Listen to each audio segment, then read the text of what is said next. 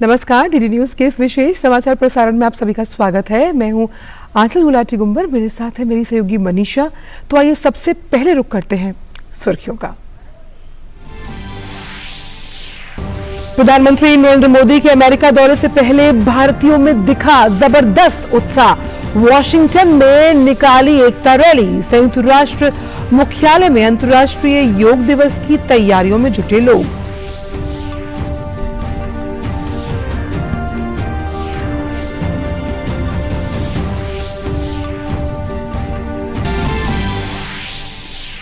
भारत दौरे पर आए वियतनाम के राष्ट्रीय रक्षा मंत्री जनरल फान वान ग्यांग दोनों देशों के बीच सहयोग बढ़ाने को लेकर अपने समकक्ष राजनाथ सिंह के साथ करेंगे द्विपक्षीय बैठक।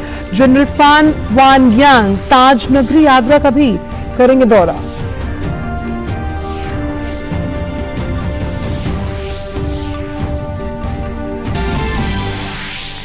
G20 पर्यटन कार्य समूह की अंतिम और पर्यटन मंत्रियों की बैठक आज से गोवा में होगी शुरू। बैठक का मकसद आर्थिक विकास को मजबूत करना, सांस्कृतिक विरासत को संरक्षित करना और क्षेत्र के स्थायी विकास को प्रोत्साहन देना है।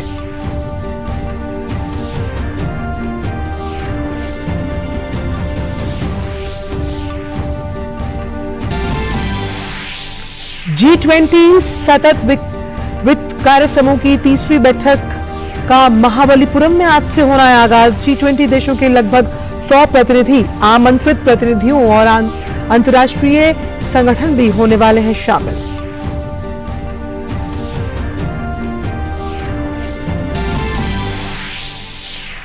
और भारत बना इंटरकॉन्टिनेंटल कप 2023 का चैंपियन। तीसरे संस्करण के फाइनल में लेबनान को हराकर दूसरी बार बना चैंपियन। कप्तान सुनील छेत्री और छंगटे ने दागे एक एक गोल।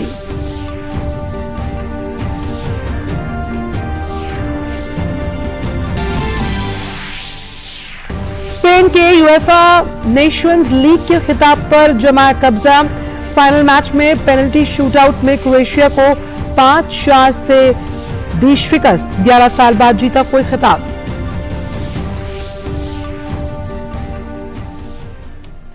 और आइए अब जान लेते हैं सभी खबरों को विस्तार के साथ। प्रधानमंत्री नरेंद्र मोदी 21 जून से 24 जून तक अमेरिका के दौरे पर रहेंगे। ऐसे में प्रधानमंत्री के दौरे को लेकर तैयारियां तेज हो गई हैं। अमेरिका में रह रहे प्रवासी भारतीयों में प्रधानमंत्री के दौरे को लेकर खासा उत्साह दिखाई दे रहा है। प्रधानमंत्री नरेंद्र मोदी की आगामी अमेरिका यात्रा के लिए उनका स्वागत करते हुए भारतीय अमेरिकी मूल के लोगों ने संयुक्त राज्य वॉशिंगटन में एकता रैली का आयोजन किया। इस रैली में बड़ी संख्या में लोग शामिल हुए। इस मौके पर शामिल हुए जो लोग थे उनसे बातचीत की है डीडी न्यूज के संवाददाता अजय मिश्र ने। भारत अमेरिका यूनिटी रन की शुरुआत हो चुकी है। कुछ इंपॉर्टेंट वॉइस जो यहाँ पे खुद जो अमेरिकी भारतीय लोग रहते हैं उनसे हम बात करने की कोशिश करते हैं। कितना वक्त हो गया आपको अमेरिका? हमें 25 साल हो गए। क्या डिफरेंस आपको दिखाई दिया 25 साल पहले और आज के भारत में, और भारत के प्रति जो नजरिया बदला है दुनिया का?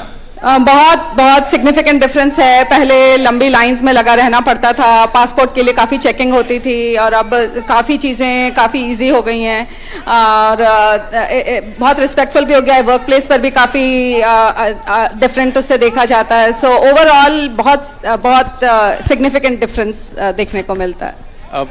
मोदी जी बच्चों को बहुत प्यार करते हैं और जब भी हमने देखा विदेश किसी यात्रा पे होते हैं तो जरूर मिलते हैं। एज ए स्टूडेंट आपको कैसा लगता है यहाँ पे इस कम्युनिटी को देख? स्टूडेंट बन के मेरे को बहुत गर्व है कि यहाँ पे मोदी जी आते हैं, हम उनसे देख पाते हैं उनको, हम उनके लिए स्ट्रेंथ के साथ उनके लिए खड़े हो पाते हैं। और बहुत गर्व लगता है हमारे भारत के लिए कि हमको भी यहाँ पे एक आवाज़ मिलती है और दूसरों को देखना मिलता है। बहुत अच्छा लगता है। बहुत अच्छा कहा आपने। और आपसे थोड़ा सा हम समझना चाहेंगे कि ये जो रन फॉर यूनिटी हो रहा है भारत अमेरिका को लेकर के, उसको लेकर के क्या व्यू है?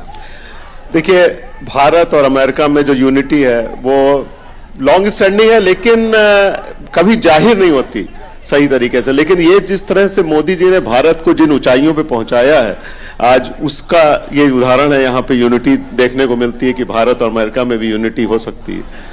पहले हमेशा भारत और अमेरिका जो है कभी भी एक साथ दिखाई नहीं देते थे। आज जो है भारत और अमेरिका, क्या भारत हर दुनिया में हर कंट्री के साथ दिखाई दे रहा है। सही कहा आपने। बहुत सारे वैश्विक मुद्दों पर दोनों ही जो डेमोक्रेसीज हैं वो अपनी आवाज रखती हुई नजर आएंगे। आप कुछ कहना चाहेंगे? आप यहाँ पे काम करते हैं?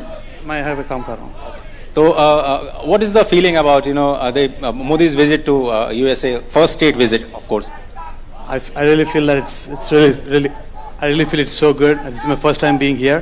I feel so happy. It's really the unity I see here. Thank you. आप कुछ कहना चाहेंगे इस विजिट के बारे में? और पहला एक्सपीरियंस है आपका? हाँ, ये मेरा पहला एक्सपीरियंस और मैं बहुत एक्साइटेड हूँ कि इस लोकेशन पर हो सकती हूँ आज इस दिन के लिए।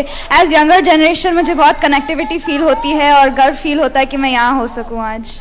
बहुत धन्यवाद। तो ये बहुत ही प्रोमिनेंट वॉइस जो भारतीयों की है, वो स्पेशली केवल एक जगह नहीं बल्कि पूरे अमेरिका में 20 जगहों पर ये रन फॉर यूनिटी या फिर कहें आप यूनिटी डे मनाया जा रहा है भारत और अमेरिका के संबंधों को सेलिब्रेट करते हुए। और जाहिर तौर पर ये पूरा का पूरा जो इवेंट है या फिर जो मोदी जी की स्टेट विजिट है यूएस की, एक बड़ा मील का पत्थर साबित होने जा रहा है भारत अमेरिका के संबंधों के लिए।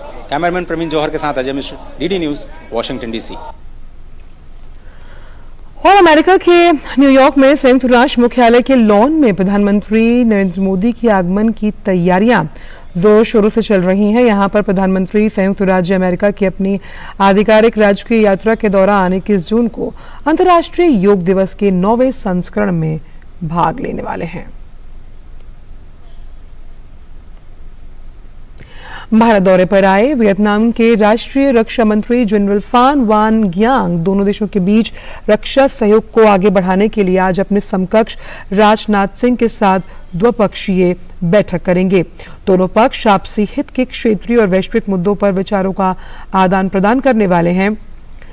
वियतनाम के राष्ट्रीय रक्षा मंत्री आगरा का भी दौरा करेंगे। भारत और वियतनाम एक व्यापक रणनीतिक साझेदारी में अहम साझेदार हैं। द्विपक्षीय रक्षा संबंध इस साझेदारी का महत्वपूर्ण स्तंभ है। दोनों देशों के बीच रक्षा संबंधों में विभिन्न प्रकार की साझेदारी है, जिनमें सेवाएं, सैन्य से सैन्य आदान प्रदान, उच्च स्तरीय यात्राएं, क्षमता निर्माण, प्रशिक्षण कार्यक्रम, संयुक्त राष्ट्र शांति स्थापना में सहयोग, जहाज यात्राएं, द्विपक्षीय अभ्यास शामिल हैं। जून 2022 में रक्षा मंत्री की वियतनाम यात्रा के दौरान 2030 की ओर भारत वियतनाम रक्षा साझेदारी पर महत्वपूर्ण व्यापक मार्गदर्शक दस्तावेजों, संयुक्त दृष्टिकोण स्टेटमेंट और एक समझौता ज्ञापन म्यूचुअल लॉजिस्टिक्स सपोर्ट पर हस्ताक्षर किए गए, जिसके कारण दोनों देशों के बीच रक्षा सहयोग के दायरे और पैमाने में काफी वृद्धि हुई है। फिलहाल वक्त एक छोटी सी ब्रेक का।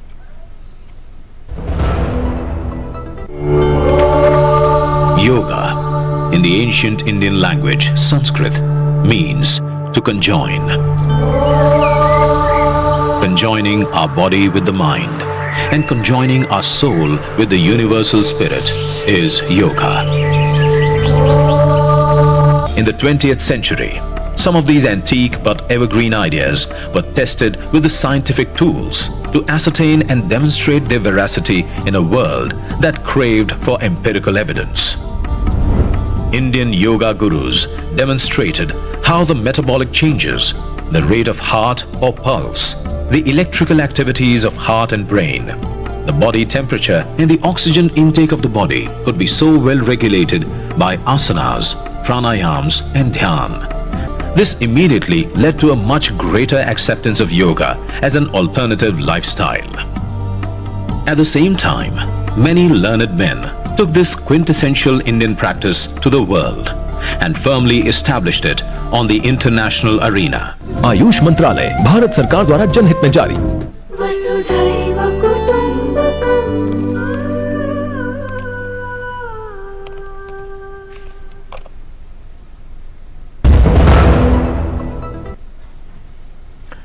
ब्रेक के बाद सभी का स्वागत। रुक करते हैं अन्य खबरों का। G20 की बात करते हैं, जिसके पर्यटन कार्य समूह की चौथी बैठक और पर्यटन मंत्रियों की बैठक आज से गोवा में शुरू हो रही है।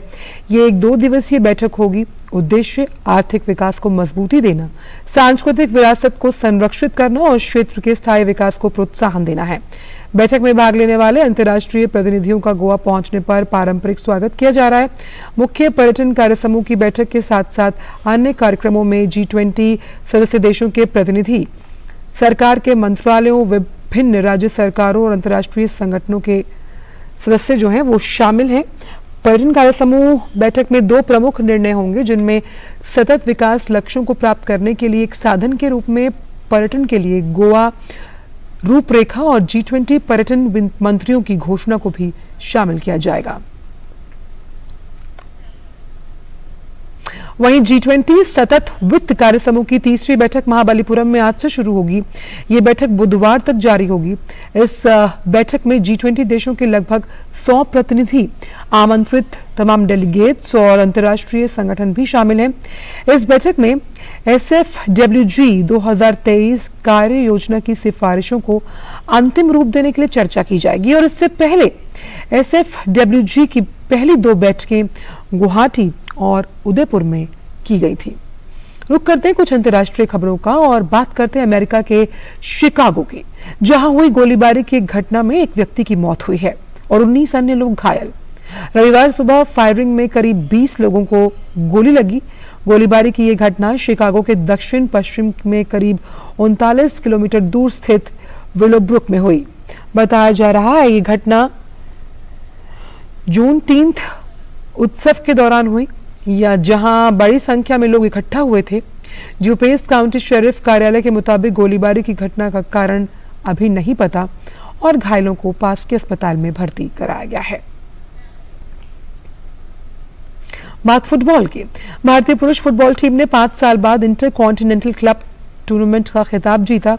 भुवनेश्वर के कलिंगा स्टेडियम में खेले गए मुकाबले में भारत ने लेबनान के खिलाफ 2-0 से शानदार जीत हासिल की। भारत के लिए इस मैच में कप्तान सुनील छेत्री ने पहला गोल किया। उनके बाद ललियांजवाला छंगटे ने दूसरा गोल कर स्कोर को 2-0 पर लाया। इस जीत के साथ ही टीम इंडिया ने दूसरी बार यह खिताब अपने नाम किया। भारत ने पहली बार 2018 में इस टूर्नामेंट पर अपना कब्जा जमाया। वहीं 2019 में भारत चौथे स्थान पर रहा। 2019 के बाद कोरोना महामारी के कारण ये टूर्नामेंट आयोजित ही नहीं हो पाया। यह इंटर कॉन्टिनेंटल कप का तीसरा संस्करण है। भारत दूसरी बार चैंपियन बना। बात स्पेन की, जिसने यूएफा नेशंस लीग का खिताब जीता। रविवार की देर रात खेले गए एक बेहद रोमांचक मुकाबले के पेनल्टी शूटआउट में स्पेन ने क्रोएशिया को 5-0 के अंतर से हरा दिया और इस खिताब पर कब्जा जमाया। जीत की तलाश में मैदान पर उतरी दोनों टीमों में कड़ी टक्कर देखने को मिली और मुकाबले के आखिर तक किसी भी टीम के हाथ सफलता ना लगी और मैच गोल रहित रहा। इसके बाद मुकाबले में अंत में मिले अतिरिक्त समय में दोनों टीमों ने गोल करने में असफलता हासिल की। फिर मैच का नतीजा पेनल्टी शूट में निकला, जिसे स्पेन 5-4 के अंतर से अपने नाम कर चुका है और इस लीग के रूप में स्पेन ने 11 साल बाद कोई बड़ा खिताब अपने नाम किया। इससे पहले स्पेन ने साल 2012 में यूरो 2012 का खिताब जीता था। और इस विशेष समाचार प्रसारण में इतना ही। मुझे मनीषा को दीजिए इजाजत। नमस्कार।